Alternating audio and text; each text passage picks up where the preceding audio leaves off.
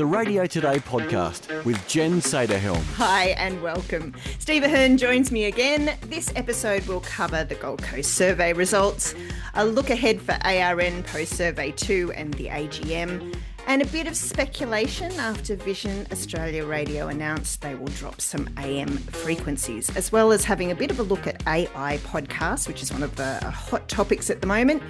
Steve, I wanted to start this episode with one of the best stories I've heard for a long time, featuring two characters who will be part of other discussions within this episode. And it's a great radio story, but it's just a great story. Oh, tell me. Let's think about this. In around 1992, two 16-year-old young men, both called Ben, best mates, were at high school together, and one of the Bens turned to the other and said, "When I have my own radio show, you are going to have a guest spot every week. You're going to have a segment." And life moved on. Nearly 2 decades passed, and one of those Bens, Ben Fordham, ended up having his own radio show on 2GB. He was doing Drive at the time. The other Ben had left school. They were at school together in Sydney at Riverview, and he went off to be a jackaroo in the Northern Territory. He then became a cattle and sales auctioneer. But true to his word, Ben Fordham made sure that his mate Ben had a radio segment on the Friday called Man on the Land. And that other Ben, and the two are still best mates, is Ben Dobbo Dobbin. Oh, really? It's really, and Ben Dobbo Dobbin, and it was something that slipped past in Survey 2, which happened a fortnight ago. In Brisbane, on Drive, he and Elliot Lovejoy were number one in Drive in Brisbane on Triple M. Oh, wow. Two radio guys convinced that radio was their thing right from school, hey? Yeah, and still best mates. That's a great story. That is really a fantastic like it too. story about the two Bens. Did that come up at the judging the other day? Inadvertently, yes, because we'd done Extra Insights Mount Isa survey, and in it, Dobbo does for the Resonate Network a program called Rural Queensland Today.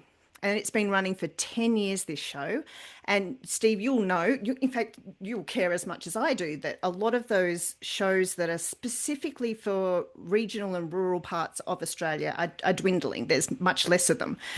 And Dobbo has done it for such a long time. It was set up via Guy Dobson, who was at the awards the other day. Yep. Yeah. And he said, when they started, that it said it was really confusing, all the Dobbos, because Sully Dobson was part of it as well. But anyway, and Rex Morris.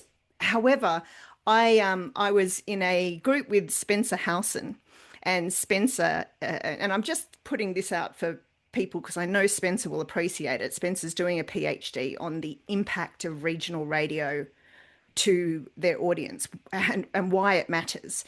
And I went to Spencer and said, "Do you know about Rural Queensland Today?" And Spencer was like, "Yes, everybody knows about it." So I love that Dobbo is doing that beyond Triple M, for which he's tremendously successful. But I just like the way of how all of that came together. Yeah, that was a great day too. There was, talking of all coming together, so many people, so many radio professionals came together, people with a long history like Guy Dobson and Spencer Howson, but also new people, new energy, young podcasters, young broadcasters, some from community radio. We had them all there, almost 100 people in person. I was astounded that so many were able to come and wanted to come in person and flew themselves into Sydney to meet there at Afters. It was a fantastic day. Tim Burrows and I were walking around, checking on the groups, making sure that everything was going well, and it was. And just to hear the conversations was fabulous. You know, I heard one conversation in one group where somebody was, we just walked in and we heard, "And it made me cry," and there were moments like that where we just snippets, and I thought, wow, this is the power of radio being discussed here. There were really serious, robust discussions. People disagreed and they said why they disagreed. In the end, it was up to each person to make their own judgment and vote their own numbers. But the discussion was the thing that really lifted the quality of the judging, I thought. I totally agree. It was one of the best learning experiences for me. You, and I just want to pay tribute, which Tim Burrows did on the day that you organised. It was like a wedding, coordinating people, all the different sides of the family, and you did a wonderful job. And it was so important to have all of those different voices represented. And I hear what you were saying about the emotions in some of the things that we listen to, because we certainly experienced that. But I'm going to tell you another story that happened in mine that still makes me laugh today. We were talking about how, you know, the merit of a show, even if someone moves on, they've still got value. And someone in my group went, you know, like we would still listen to, if we'd had Kyle and Jackie O's audio, we would still use that audio irrespective.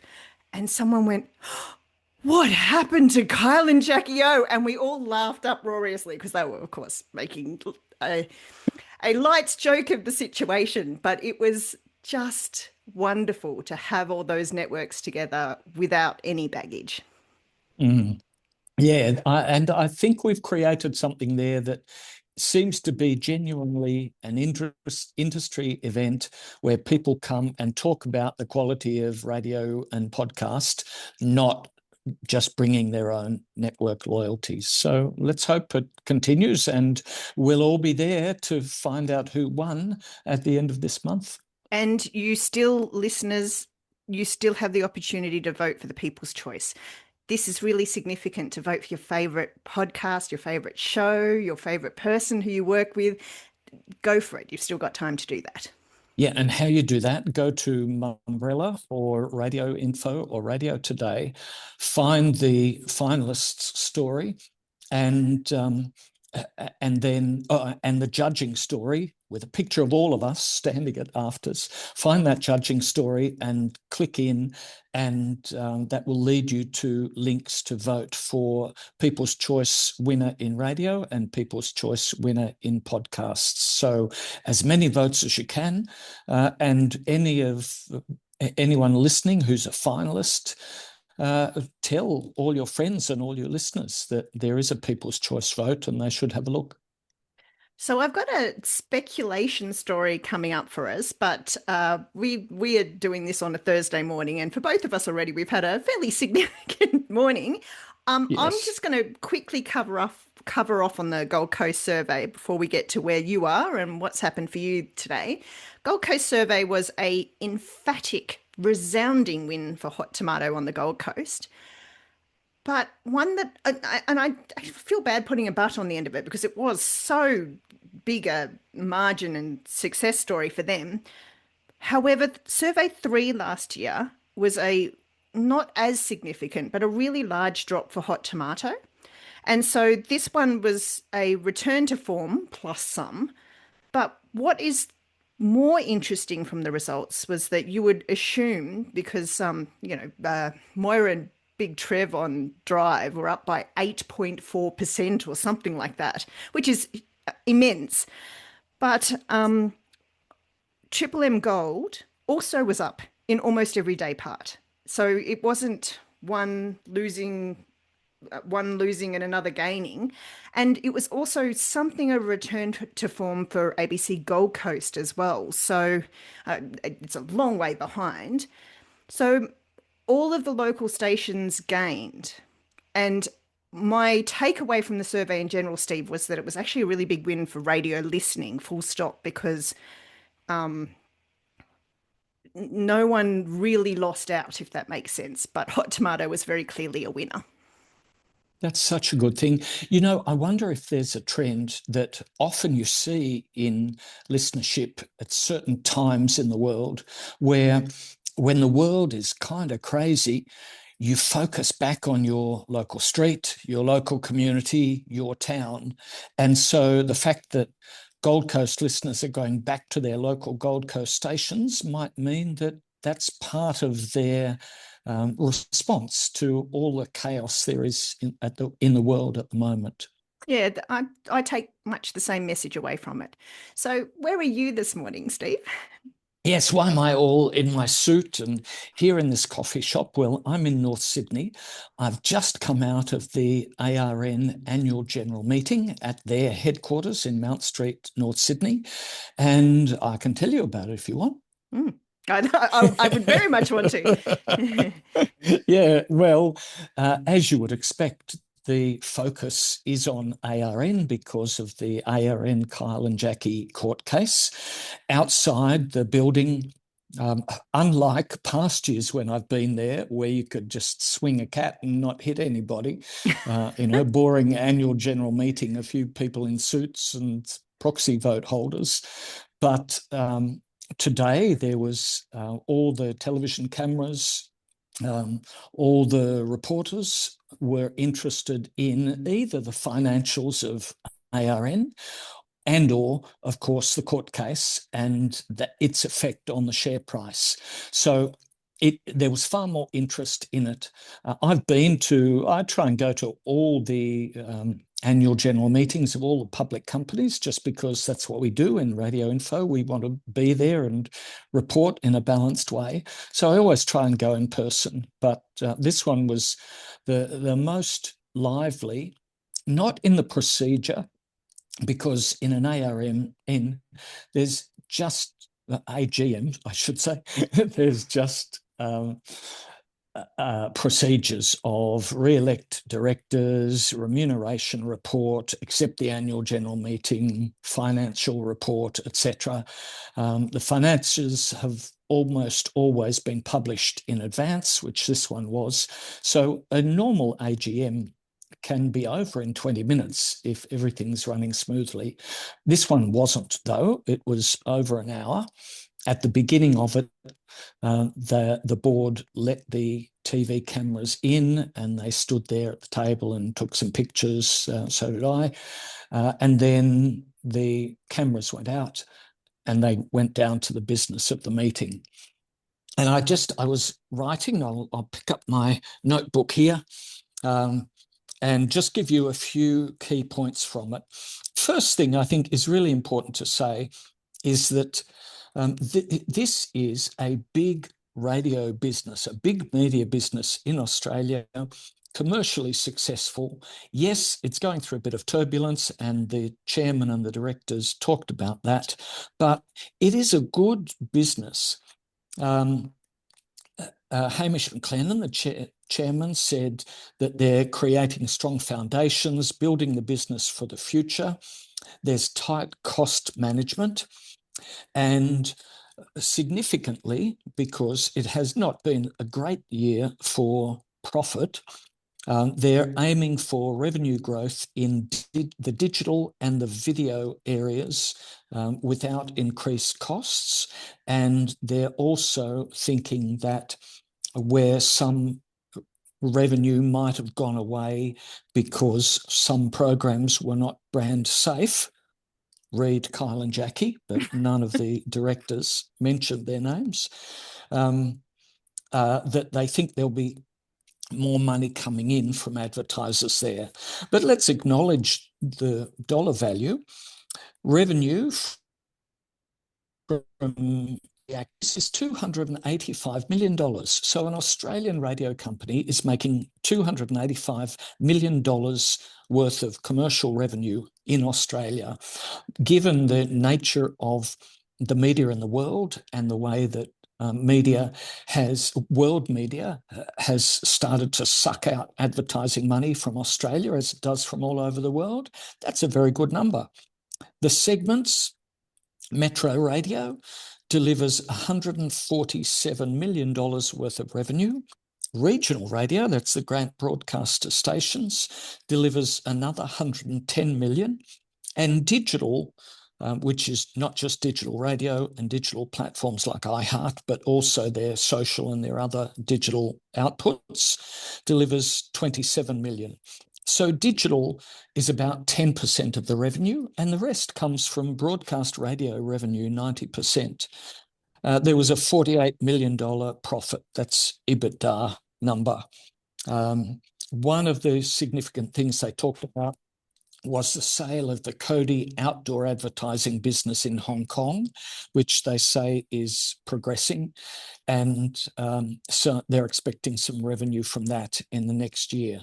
But of course, with all those top line figures, we have to mention the share price, and the people in the room were shareholders. So the point was made that the share price has fallen from 90 cents a dollar about a year ago to around about 25 cents. And there were some shareholders not happy with that, as you would expect.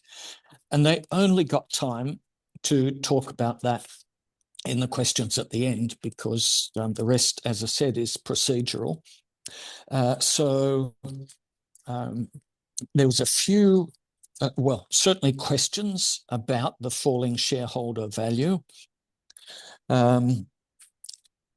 Michael Stevenson, in his report, said that he acknowledged that some clients were not advertising as much with ARN due to issues of brand safety, and he now expects brand safety revenue to return. The chairman was pressed on the falling value of shares, and he was taken to task for some comments in the annual report about the brilliant performance, but the poor performance of ARN shares was certainly noted by several of the questioners in the last section. All the directors and the chairman acknowledged that the media sector in general is under pressure. They were asked about their competitor, Southern Cross Austereo, and I forget who it was, maybe Hamish McLennan, the chairman, or Michael Stevenson, the CEO, but they made the point that they don't consider Southern Cross Austereo to be a competitor.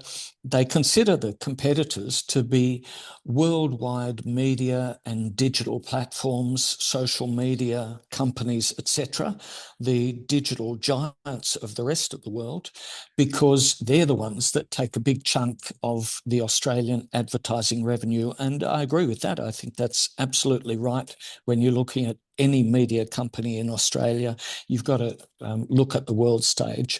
And so there were some knock-on comments about wanting the media laws to change and to advantage Australian media companies. So there was a lot of discussion. No one was hot under the collar. They were just asking tough questions. And there were some clear and fairly tough replies. And honest. I was impressed with the honesty of Hamish McLennan's replies. Yes. And he was asked, why did you take on a third directorship? And he said, I like hard work and I have enough capacity to do it. At the time we're recording this, we don't know the results of the votes, but based on the numbers that were shown in the meeting, all of the results, except for the remuneration report, should pass. But there was a very large vote against the remuneration report in the votes at the meeting. So it's highly likely that will not pass, and that will cause kind of a strike in company terms, where the company regulator will start to look at the company a bit more closely.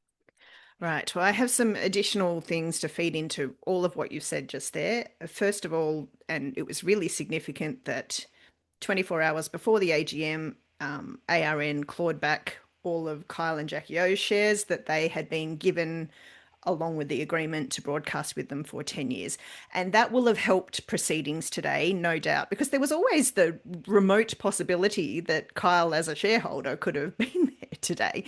Yes, there could have been a lot more theatre in it if that had happened. Absolutely. And then strangely, I don't know if you've seen, but the ACMA have come out today and said that they have put sort of an enforceable undertaking on ARN because of their breaches of what did he say? The security, the safety, the brand breaches of the brand safety. And I kind of sat there and thought the ACMA sort of always has in the last 12 months felt like they've come 3 months too late, because I think the issues are done, and this story from the ACMA is not going to impact ARN any longer, full stop, but it's there all the same. And So true. And so many interesting timings on this, like the filings from Kyle and Jackie O in the court processes. There were additional filings made this week, a day or two before the annual general meeting. And those shares were clawed back a couple of days before the annual general meeting. So there's a lot of strategy and timing in all the court processes. Oh, there very much is. And this isn't a story for this episode, but it's something I think's worth to come back to, because you mentioned about the regulators, etc. New Zealand's made well, I think it's a radical decision that they're going to get rid of their own broadcast, what's it called, a broadcast standards agency or something akin to that. Authority. I saw that story you wrote. I Yeah. thought that was a very brave move. And self-regulate. Now, imagine how if the ACMA said, we're not going to look after broadcasting any longer, we'll leave it to you guys to look after it yourself, it would land a lot differently in this country. So I just feel with the AGM today, it's worth mentioning that, because our country just over the water has decided they can do it themselves. It's a very interesting thing. And as you say, we should talk about this more in detail, because there's a lot of history here. In Australia, we had the Australian Broadcasting Authority in years past, and they were highly regulative of broadcasting, so much so it was a real pain in the neck. And we, as a manager, we got books to tell us how we could say the weather report and all sorts of things. Crazy and unnecessary government restriction. New Zealand has gone the other way and lifted all of it. In the end, Australia came to what I think is a pretty good decision, a kind of a middle ground called co-regulation, where the authority does have the power of enforcement, but the rules themselves are made by the sectors, considering what they think is the right thing to do in terms of community standards. So when you know the history of regulation, very interesting to see one extreme that we used to have in the past in Australia, too much regulation. What's going on in New Zealand seems like no regulation, and then the middle ground of co-regulation, which we have now. That actually brings me to your also fascinating story about AI podcasting. But before we get there, and before we leave ARN, I've in the last month or two, I've had the pleasure of speaking with Michelle Laurie, who is now doing a True Crime Tonight, which is part of ARN's entertainment vision on a Sunday night, which I think is great. Why not test out a podcast, a show that's been a really successful podcast, and put it on radio? And true crime fans just have to find it. And I've also chatted with Loie. And I'm going to speak frankly and say, when Loie came and was going to take over Brisbane Breakfast, I thought it was a ridiculous and unfathomable move, but they've put him in the right place. And that show is so great, and it's doing something different within this. ARN is an entertainment business. One other thing to mention is that Kiss Breakfast, the team that is managing that at the moment, so Brooklyn, Mikey, Croat Nat, that group of people who were all, except for Mikey, alongside Kyle and Jackie O, have started a podcast. Now, it had stopped, but they have had, and I genuinely mean this, they've had so many people say, oh, we're really enjoying the show, let's make it a podcast again, that they have. And I have a sense, Steve, counter to what I've read, that Survey 3 is not going to be as bad for Kiss as what people are expecting. Yeah, let's see. I've been listening to them too. I think they do have a nice energy going on there. So in terms of just listening, they're really working hard, and all credit to them. In terms of how ratings work and the kind of lag and the reactions of listeners, I have my doubts. I do think that it will continue to fall, but only the ratings gods will tell us on ratings day. And look, while I'm at it too, we've been talking about ARN. It's probably important for me to acknowledge, because it's been mentioned publicly in the court, that I've been asked to be an expert witness for the court. Now, just for those who might wonder what that's all about, when you're an expert witness in a court case, your duty is to the court, not to either side of the argument. And so I wrote a report about how the ratings work and the effect on the popularity of radio hosts, to inform the court and the judge and anybody who wants to read it about how those things work. So I'm an expert witness for the court, again, not for either side. On that basis, I won't talk about my expert report, but it's on the record. Anyone can apply to see it. But I said in my disclosures that we report things here on Radio Info, that I would continue to report it in a balanced way, but that anything to do directly with my involvement in the court as an expert witness, of course, I would avoid commenting on. But it doesn't mean we won't report it on Radio Info. It just means that you and Sarah and others will do that coverage, and I'll step aside from it. I'm super excited for your having that role in the first place, because I always think that having experience like that, and even attending the AGM today, there's always little things in it that you'll pop in the back of the head and take away for later. And at the moment for me with ARN, it is those little entertainment shows that they have built that at some point we'll look back on and go, right, I see what they were doing there, and they're building towards something.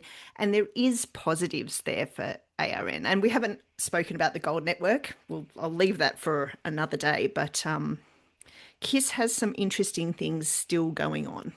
Yeah, very much so, very much so. You mentioned gold. It's fascinated me to see some very ill-informed newspaper reporting. A couple of articles I saw, they talked about the court case, and they talked about Kyle and Jackie O, and then they talked about Gold FM, sometimes calling it pure gold.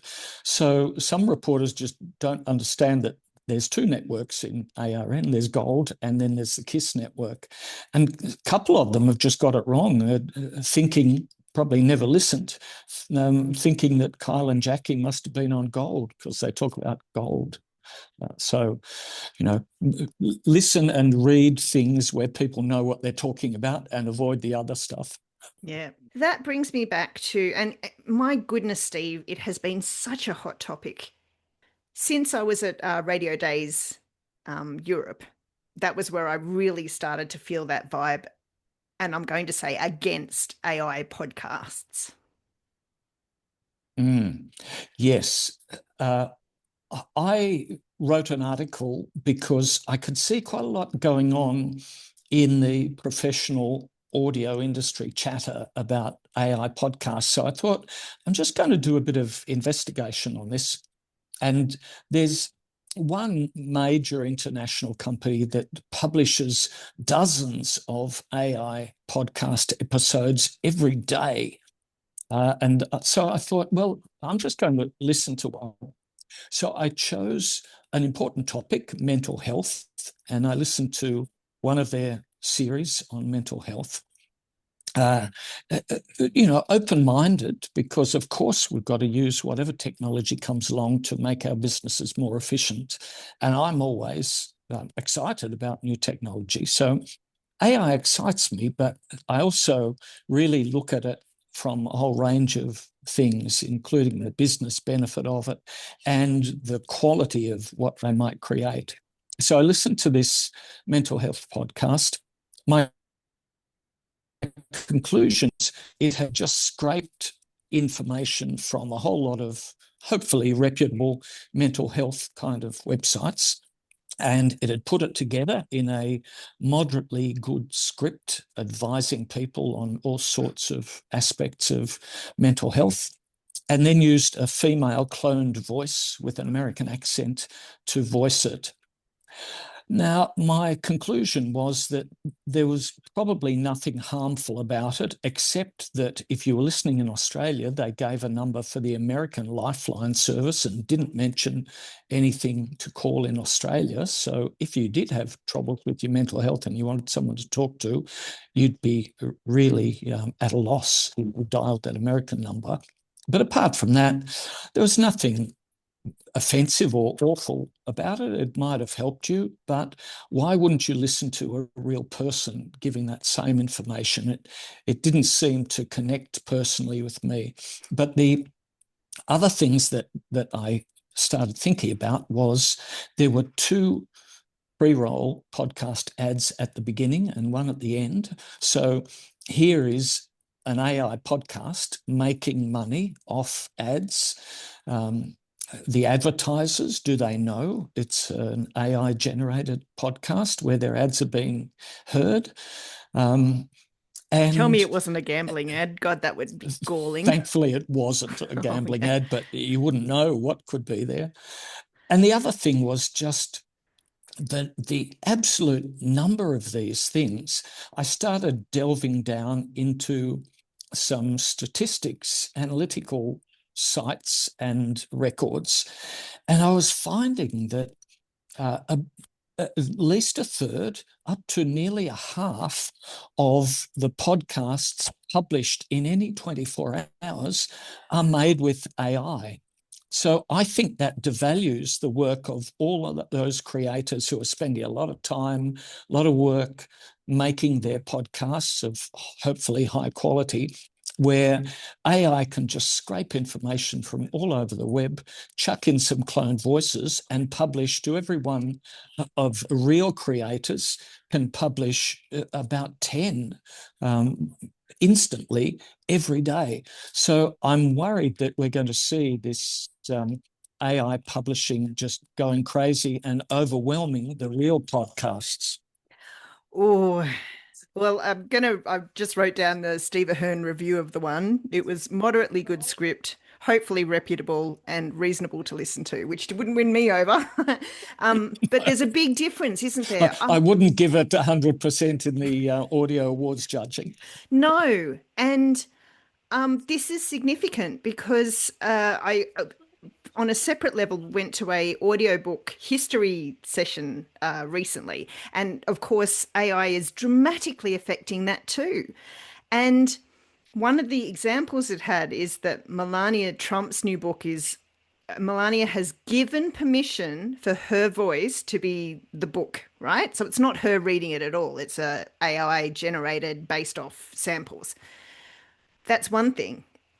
But just by contrast, I have been listening to Robin Bailey, Kiss 97.3 Breakfast in Brisbane's Flamingos Aren't Born Pink. I hope I've got that title right, Robin, forgive I me. think that's the title, yep.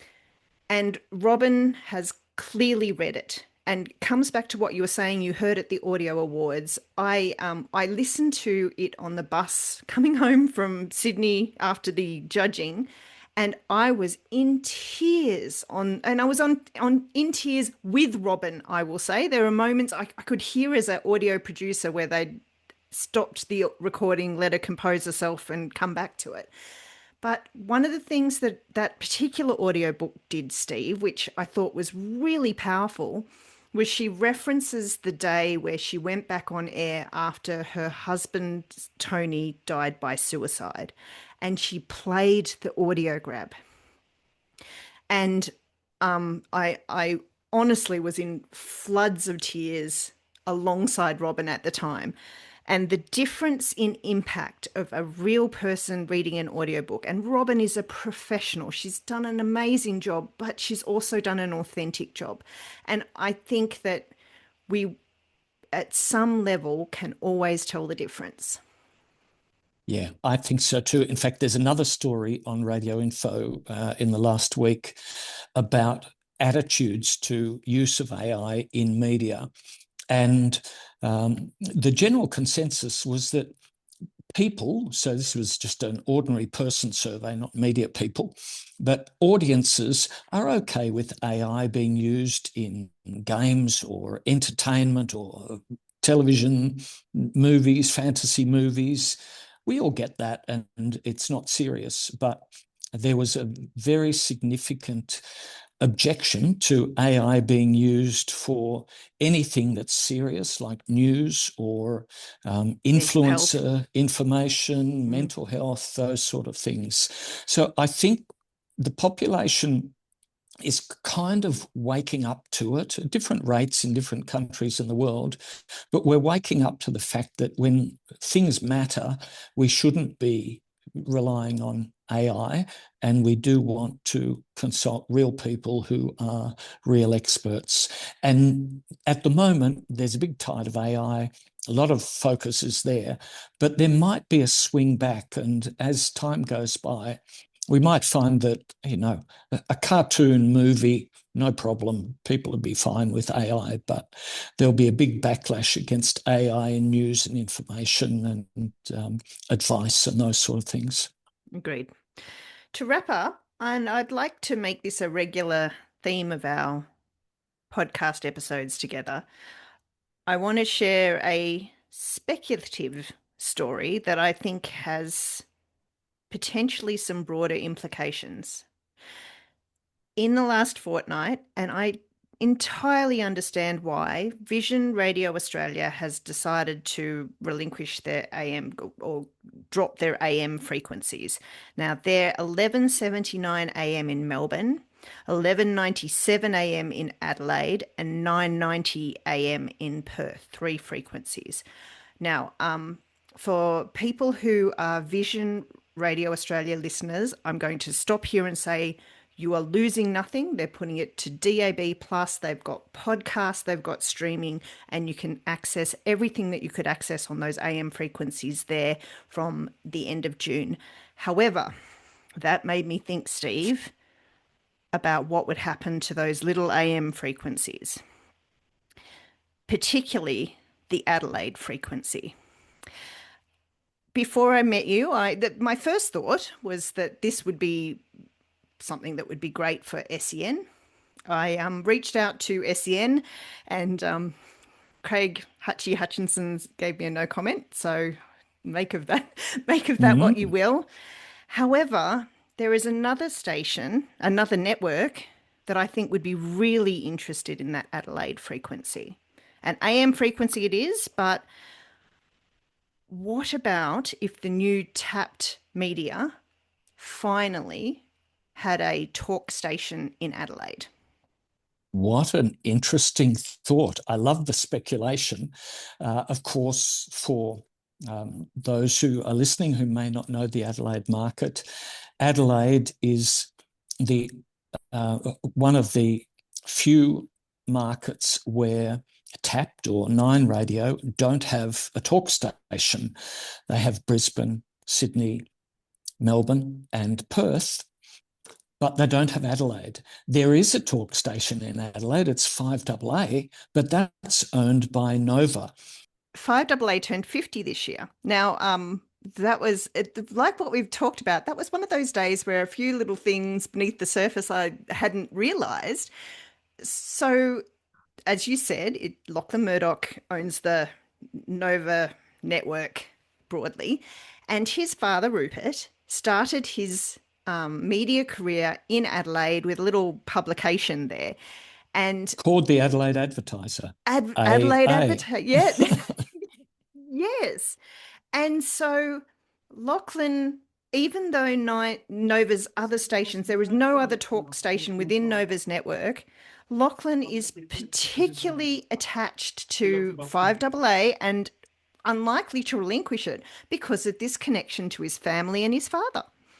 Yeah, I think that's a very good summation. I reckon that that network probably has tried and had those conversations over the years, and exactly as you describe, it's probably a station he would be holding for love, and why not? So then the question is, would you do it? Would you grab an AM frequency to complete your network? I think that's a really interesting thought. A couple of things. We know that the frequencies higher up on the AM band are less desirable. They don't carry as well as the low frequencies. That's why in Melbourne, the 9 radio network moved its 3AW from 1278 and swapped with its magic frequency, and now it's 630. So the frequency is maybe not that desirable, but it's a good, still solid AM frequency right in the middle of the Adelaide market. So why not? Why wouldn't you think about it? And additional, Steve, what I was thinking about with this is that what you've said is absolutely valid about where it sits. But let's be honest, Tap Media is looking at their digital footprint, right? Digital and streaming, they are dominating, and fair play to them with that. So all they need is a radio launch pad, right? The AM frequency that can sit there, but then have the streaming function, have the digital function that goes alongside it. And the other thing that I'm really aware of is think about the people who still have a traditional radio, are most likely to have a traditional radio with an AM dial. It would be predominantly the kind of people who would listen to 2GB, 3AW, etc. So having an AM station, which is on the nose to a lot of people, but I don't think it's on the nose to Tapped Media. Yeah, that's very good speculation. I'd agree with you. And just a few other points as someone who has run radio stations with AM transmitters. AM is very power hungry, not terribly sustainable, although the technologists are improving that now. But there's a big power bill every month. There's a famous story about the owner of some radio stations in Perth years ago who used to pay his power bill every month on his American Express card, so he would get huge amounts of points. It was Jack Bendat. So it's a big cost to run an AM transmitter because they suck up a lot of electricity, but there's huge benefits too. AM carries really well. It doesn't degrade if there's a building or a hill in the line of sight between you and the transmitter. And in our new digital world, there's one path between your transmitter and the listener. The signal goes out the top of the transmitter and it goes to your radio. There's nobody in between. But think about how the signal might get to your phone or your smart speaker. It would go from the studio to a media hub business. It would then be transcoded into various bit rates for various streams for low quality, high quality. It would then be fed to various internet feeds and telecom feeds for telephones or internet delivery. And then it depends on whether your cell phone is got 1 bar or 3 bars or 5. It depends on whether your Wi-Fi signal in your house is good, feeding your smart speaker, etc. So we live in a digital age. Of course, our delivery is more and more digital, but there's something to be said for a single point of transmission, a single line of transmission, rather than all these steps where, as the technologists would say, there's potential for multiple points of failure. And the last thing I'll say about that is, what if it's going to regional areas via Starlink and Elon Musk decides that, oh, I don't like that one, so he just turns off the channel? Well, there's so many factors in these in digital delivery that is not a straight line of sight delivery.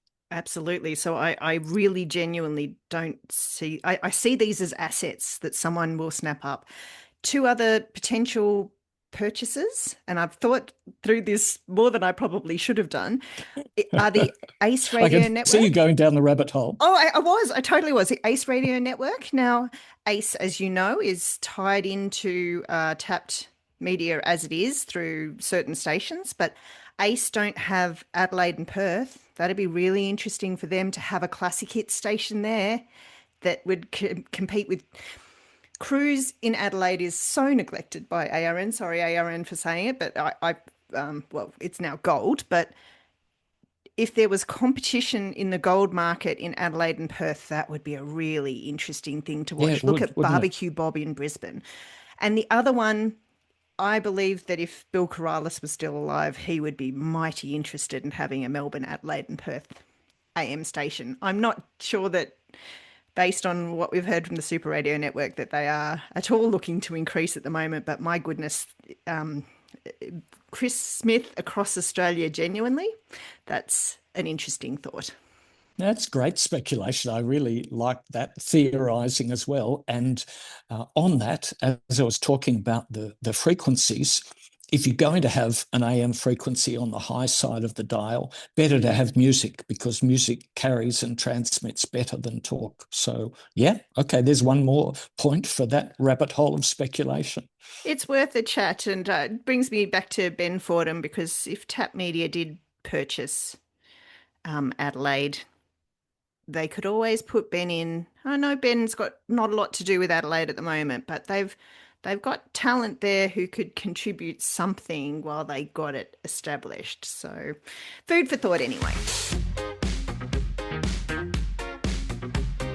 Wrapping up this week with the RCS National Radio Airplay Chart Song of the Week, and it's a new number one from the young American artist Somba, who is all of 20 years old and debuted when he was just 16.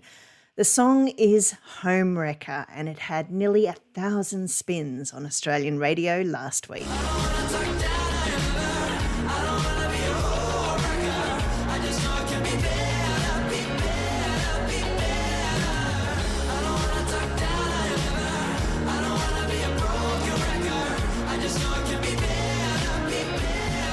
That will do us for this week. I think we've covered off pretty much everything. A pleasure to chat as always, and we'll be back with another Radio Today tonight next fortnight. Thanks, Jen. Radio Today with Jen Seyderhelm. Find more at radiotoday.com.au.